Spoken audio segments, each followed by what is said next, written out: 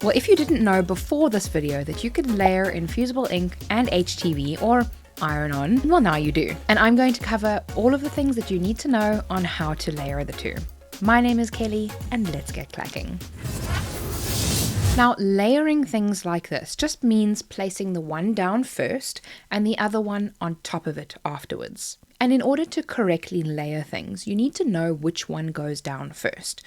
So when we're starting with this actual process, we're going to have the Infusible Ink at the back, and the HTV or iron-on will go on top of the Infusible Ink. Because Infusible Ink takes longer to adhere to the fabric than iron-on or HTV does, and I'm going to refer to it as HTV moving forward, basically we need to make sure that we're putting the one that has the longest press time and the highest press temperature down first. Because if we were to expose the HTV to the higher temperatures and longer press times of the Infusible Ink or sublimation, then we are almost definitely going to mess up the HTV because it can't handle the high temperatures that sublimation or Infusible Ink requires. And sublimation and Infusible Ink are exactly the same thing in principle. I'm not sure if they differ on a molecular level. I'm sure they do, but it's the same thing essentially. So the design that I'm going to try and create today is going to be a bit of like a paint splash with something fun written over it. So I'm going to click on images in Cricut Design Space and search for something under Cricut Access. And if you don't have Cricut Access but you have Creative Fabrica, I'll leave a link to some of the fun designs that you can choose that are similar to these. Or you can follow the same steps in Cricut Design Space. So I'm going to type in paint splash. And when it comes to the paint splash that I want to use, I want to try and have it use as much of the 12 by 12 as possible because I want it to take up the most space on the bag that it can. So I'm going to try and look for something that's not too spread out. Something like this would work very well for what I have in my mind. And once I have a few designs chosen, I'm going to add them to my canvas to compare them to see what I really want to use. So I've chosen this one and I want to make a few small adjustments so that I can use up a little bit more space on the actual design. This little splotch here is making it a little bit far out on the edge. So what I'm going to do is I'm going to take the contour feature and remove that little splotch. Now if I do want to have an extra splotch, I can duplicate the design, use the contour feature again, hide all the contours, add that splotch in. So just by clicking on it, we're going to add it back in because you can manipulate your designs, add in all of the little splotches that you want to. You can have more splotches, and this is the way that I like to do it. So I'm going to remove the main splotch, splash, and now we can see we just have that splotch as part of the layer. So I'm going to just place it somewhere closer to the design, but not where it was, so that we still get that extra splash or extra splotch look, but now it doesn't take up as much space as what the original did, so I can have it a little bit bigger. And then I'm going to make it all into one layer by clicking combine and weld. And now I'm going to change the size of it so that it will fit onto our tote bag nicely. So I'm going to come up to the size section here, highlight that number and type in 29.2. And now I need to make sure that both of the numbers are below 29.2. So the height is a little bit taller than what I'd like it to be, and the width is 29.2. So I'm actually going to then change the height to 29.2 or 11.5 inches, and it will make the width then smaller. It keeps it all in proportion, so you're not stretching the design out to make it 29.2 wide, but that it's still the same original height. So you need to make sure to keep the aspect ratio, the proportions, the same. So now that both of those numbers are below 29.2, we can add in the next layer, which is going to be our text. You can add in your own text or you can use a ready-made design. I'm not so good with the thinking up of the ideas, so I like to leave it to the professional designers. So I'm going to click on images once again, and I want it to have something to do with crafting. So I'm going to type in there craft and see what comes up when the images. I really like this craft mode on. And I'm going to use that craft mode on one. So I'm going to add it to my canvas and decrease the size a little bit so that it nicely fits inside the little splash, or maybe a little bit overlapping. And that's roughly what our design is going to look like. So I'm going to click save before I move on. And if you want to find this exact project that I made, I will share the link to my Design Space profile and the project down in the description.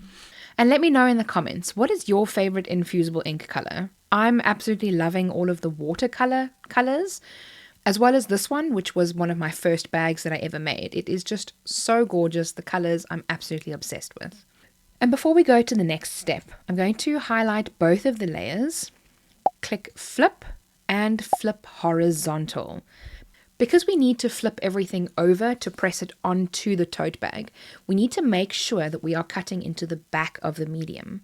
So this is why people always say HTV shiny side down, Infusible Ink shiny side down, because you're cutting into the back. And because we're cutting into the back, we need to cut it in reverse so that when we flip it over, it presses the right side. Now, it doesn't matter so much with the splash, but I kind of like the way that we have it set up, so I want to leave it just like that. Before we click Make It, I notice that this particular element that we've added to the canvas is grouped and not attached. So we can just attach it all together so that it stays in the exact location that we want it. We don't want to attach it to the splash, as we are not cutting them out of the same material. We want to cut it out of two separate colors and add the two things on top of each other. So I'm going to hit Make It. And this particular material I'm going to be cutting without a mat, as I have some loose sheets of smart iron-on that I'm going to use. But the splash I'm definitely going to be cutting on a mat, as I'm going to be cutting Infusible Ink. So we're going to start on the black layer and click Continue. Once it has connected to the machine, I can select the material that I'm going to be cutting. Now, none of the bookmarked materials are compatible without a mat cutting, so I'm going to click on Popular, and then I'm then going to select Smart Iron-On. I'm then going to load up my iron-on into my machine and watch it cut super fast. Then when it comes to cutting the yellow layer, our splash, I'm going to be using a nice sticky standard grip mat. And like I mentioned before, shiny side of the material goes down onto the mat. And if you need to tape it down, please do so. Use your brayer to secure it to the mat to make sure that it doesn't come up while it's cutting. Load it into the machine and cut away. And then once it's all done, unload it from the machine. Now the color of the Infusible Ink is different because I've had some electricity and recording related issues in between. You know, you have one of those projects where just everything goes wrong. That was this project for me. So let's just carry on. We're going to flip the mat over and remove the Infusible Ink from the mat. To start weeding the Infusible Ink, we're going to dig our weeding tool into the corner. Now you can dig it quite far, but you want to try and get it underneath the little paper layer and in between that and the plastic layer. If you don't always manage to get it right, then you can just take your weeding tool and try and separate the layers on the side. And once you have it separated, you can pretty much just pull it back with your hands.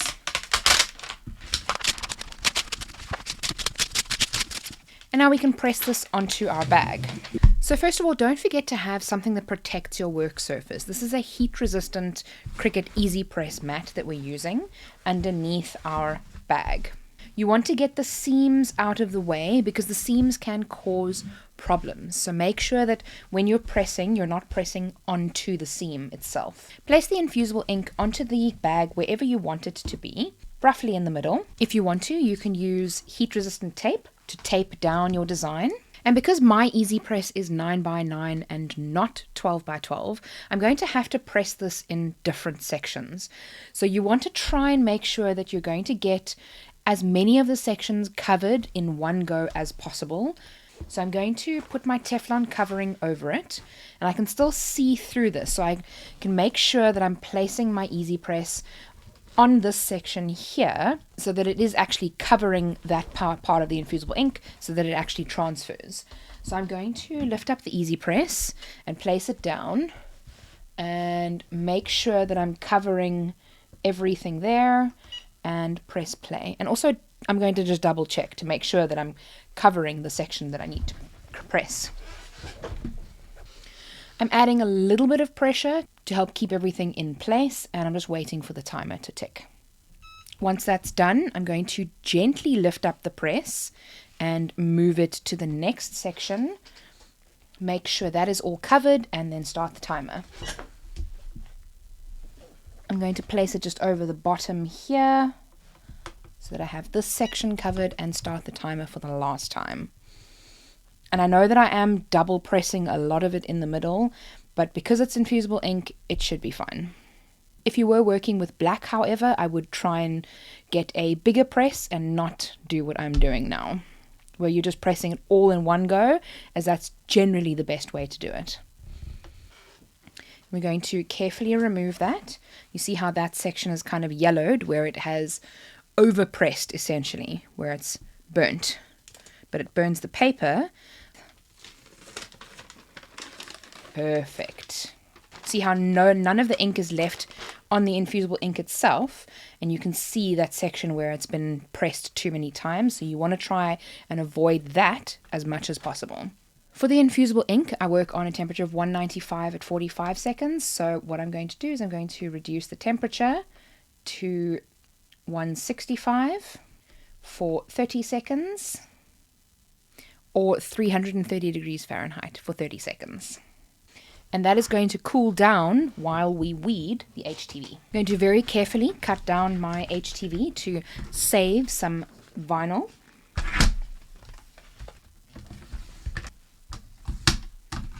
And then just like we did for the infusible ink, I'm going to dig this into the corner, pull it back so that it separates from the clear transfer sheet, and pull the negative of the HTV off the page. Do you guys also have projects that go wrong all the time?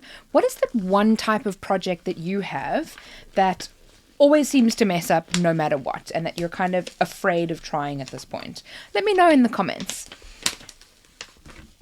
For me, it's not necessarily one particular type of project.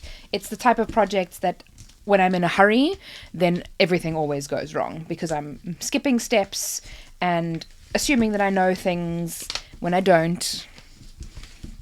Those are the projects that always go wrong for me. I'd love to know what happens for you. And now that our HTV has been weeded, we can apply our design onto our bag and essentially see where we want it. I love that. So I think I'm going to leave it just like that. Make sure that any HTV debris is not on your bag because that would stick to your bag. Going to cover it with a piece of parchment paper and press it for 30 seconds.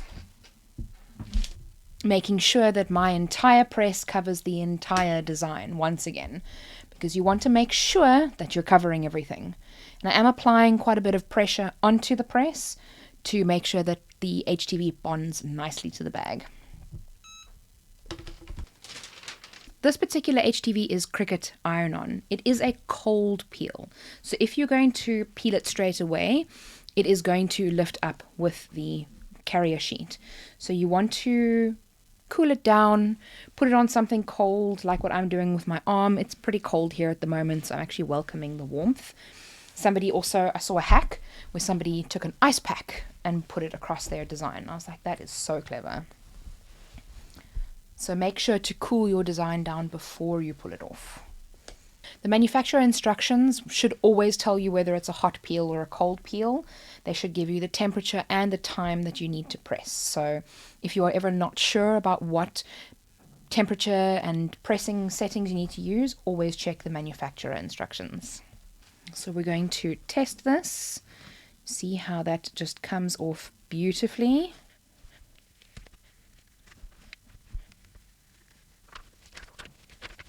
absolutely perfect. But if you want to check out how to layer infusible inks with multiple different colors, check out this video on the screen here. Don't forget to subscribe for more Cricut videos in the future, and remember, be kind to someone today.